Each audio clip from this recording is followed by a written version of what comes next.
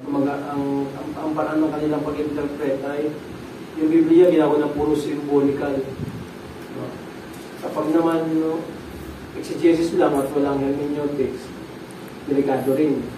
Kasi nga, magiging pangkaraniwan yung Bible. Mag-interpret ka na parang siyang pangkaraniwang libro.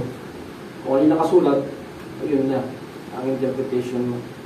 So ngayon ay mag-aaral tayo ng exegesis without hermeneutics. A dangerous path. Lakbay na walang mapa.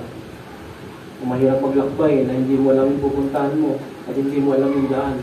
So ganun ang ibig sabihin ng exegesis na walang hermeneutics o biblical hermeneutics. Sabi niya, exegesis, ito ay paghuhukay ng kahulugan mula sa teksto. So, ginulo ko na nakaraan niya kung paano sinong sumulat, kailan siya sinulat, yung kultura ng sinulat o sumulat. Kanina niya pinapatungkulan yung kanyang sulat. Hermeneutics siya magbibigay ng tama ang wastong kahulugan ng papaliwanag o pag-interpret ng Biblia o ng ilustrasyon na hindi niya naintindihan yung wika at kultura. So, hindi niya naintindihan yung nakasulat kasi hindi niya naintindihan yung sulat o yung lingwahe, pati yung kultura.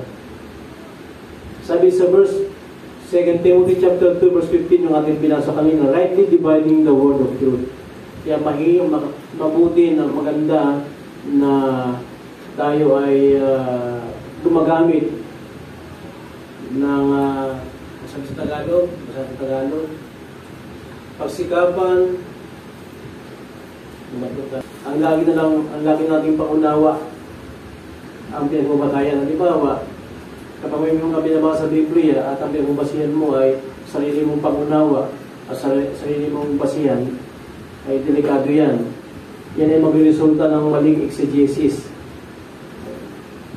Maling doktrina, halimbawa, kaligtasan nakabase sa gawa. Ito pa, mayroon akong papasahin sa inyo na halimbawa, sa panahon natin ngayon, mga tahimik lang sila, pero hindi sila naniniwala na may rapture o second coming ni Jesus. Yung iba naniniwala kasi, ayan, full tsaka partial preterism. Preterism. So nga, yun ang dahilan kung bakit nangyayari yun sa simbahan. Dahil nga yung pag-interpret ng Bible ay without hermeneutics. Kaya sa mga sunod na mga araw,